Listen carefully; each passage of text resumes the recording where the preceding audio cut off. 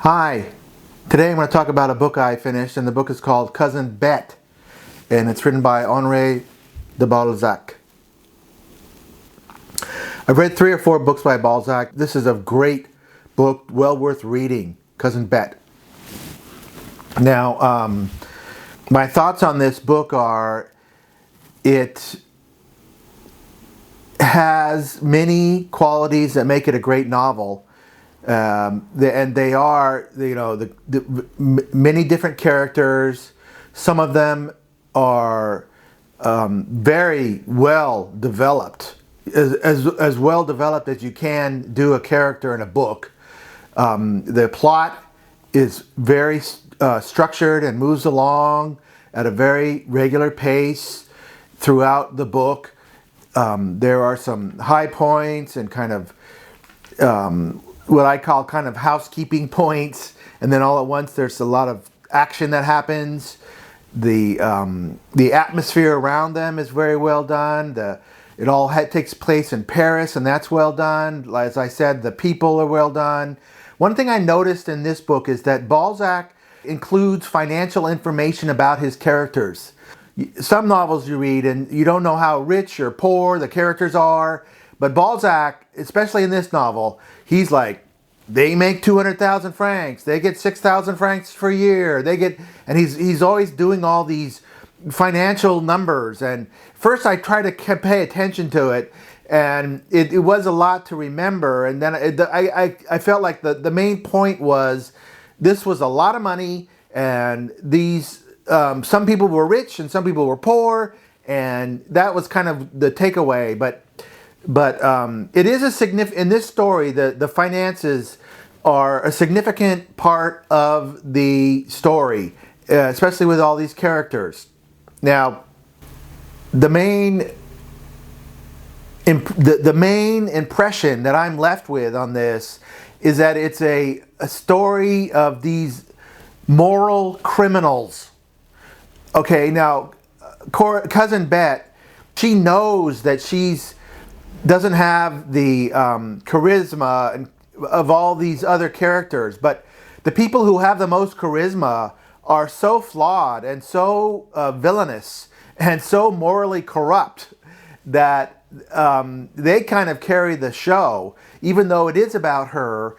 And and Balzac makes sure that we know that a lot of that she's kind of running the things. I kind of think that she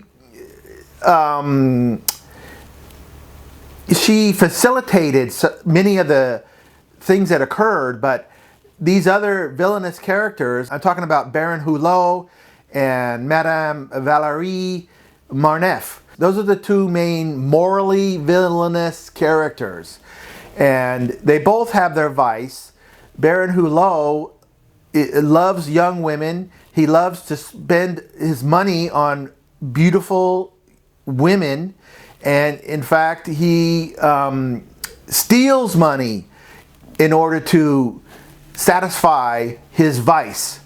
Now, Valérie Marneffe, she is beautiful, and I would say her vice is greed. She's just greedy. She likes to humiliate people. She likes to play people off from each other. And there are other characters in here, and in fact she's flirting with all these men, at least 4 men that she's flirting with.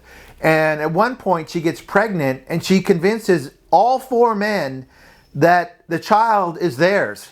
So, I mean, she's just a morally horrible person. Now, Cousin Bette is very good friends with her, and when you have an alliance, when women have an alliance, or when men have an alliance, they can double up their power. And I've seen this myself in my own family with a couple of older sisters who had a very strong alliance and wielded a lot of power. So for me, this was, it satisfied my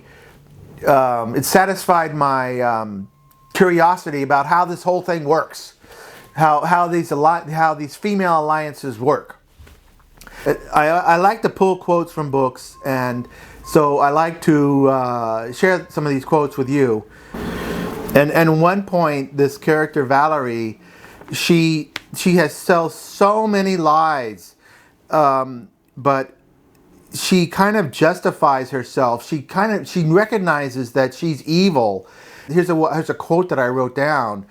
You should know that the scythe is a sharp harvesting tool. I think evil minds are like the scythe, perpetually cutting back the good. So that's so hilarious and so interesting how an evil person thinks, because a lot of times good people think, I've got to go out and get rid of the evil people. Well, the evil people are out there saying, I've got to go out there and get rid of the good people.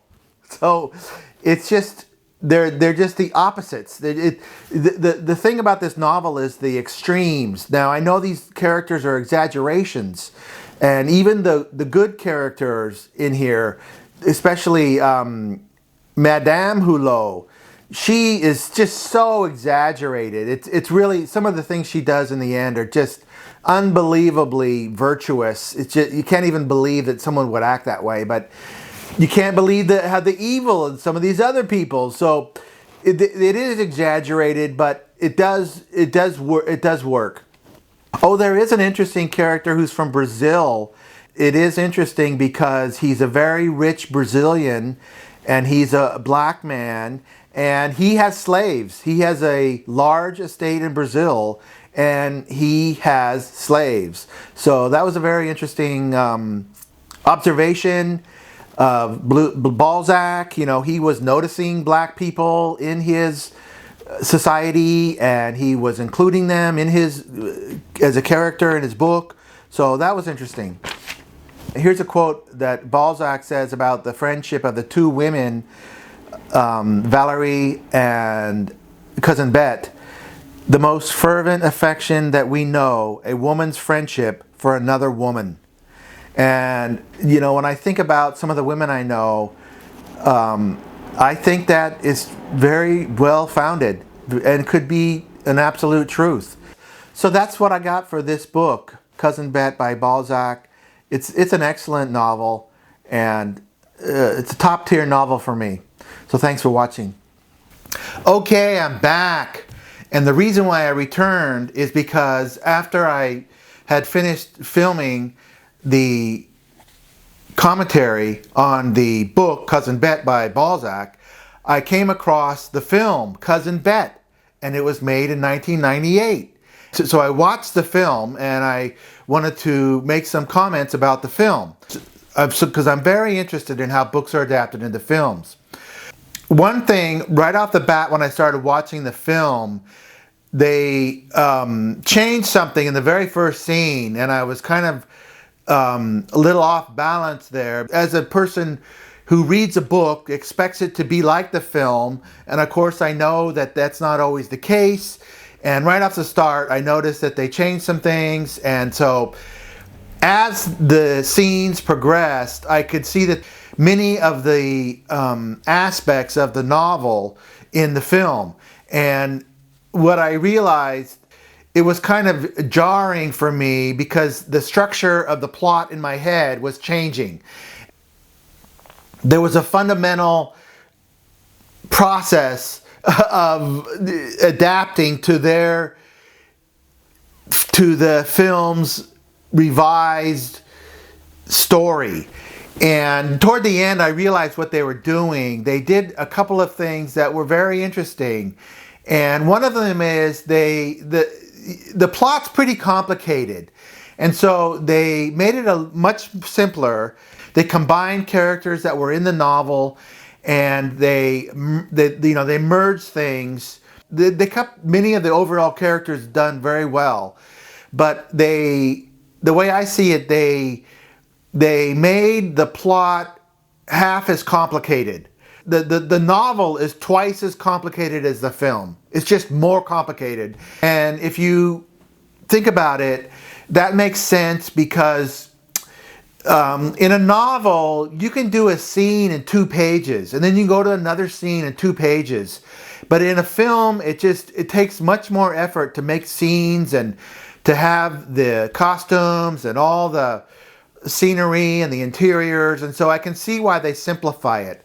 It makes sense, and so it helped me understand how they adapt novels to screen. They also made it funny. They also added very many clever, humorous aspects to it, and I like that. I kind of like it because the novel is pretty heavy, and it is serious and tragic and full of villains, and this made some of the characters seem funny. And so I get both versions, and I'm glad I know both versions, and I'm going to restrain myself from being a purist either way. That's just the way I am. So as far as the actors, you have Hugh Laurie. In the film was funny. In the novel, his character is much more serious and intimidating, and also much more venal. Then you have Elizabeth Shue, and they combined kind of two characters into her. Actually, they combined three characters. They combined Josephina, they combined Valerie, and they combined Jenny Cadine into one character, which was Elizabeth Shue's character called Jenny Cadine. And I thought she did a great job. She was very sexy. She pulled off the lies and the cruelty and the joy of fooling people, and just the flirting and the capriciousness of her character. Then you had Hortense was played by Kelly MacDonald, and she was very good in that role. And then, of course, there's Jessica Lange as Cousin Bette. She did an outstanding job. This is one of the best female performances I've seen, and I really enjoyed it. They captured the pain of Bette's character, how she gets kind of humiliated in life, yet she controls things, and she can be ruthless and calculating. One thing that is carried through from the novel to the film is they maintain the strong personality of Cousin Bette, and it was really outstanding. The expressions on Jessica Lange's face as Bette were just really well done. The reaction shots were exactly the way I imagined it in the novel. And so that was very satisfying to see that on the screen. Bob Hoskins was in there as Crevel, and he was good. As far as like the cinematography was well done, the costumes were well done. They did some interesting things with the music. I thought it really melded really well together. The whole film works well as a whole, and the ensemble cast works well as a whole. So that was successful. So I think the experience of reading the novel and seeing it on the screen, I enjoyed it. But be prepared for the changes. If I had just seen the film on its own, I might not have liked it so much. I liked knowing all these, because I read the novel, I liked knowing all the backstory for many of these characters, and that made me enjoy the film more.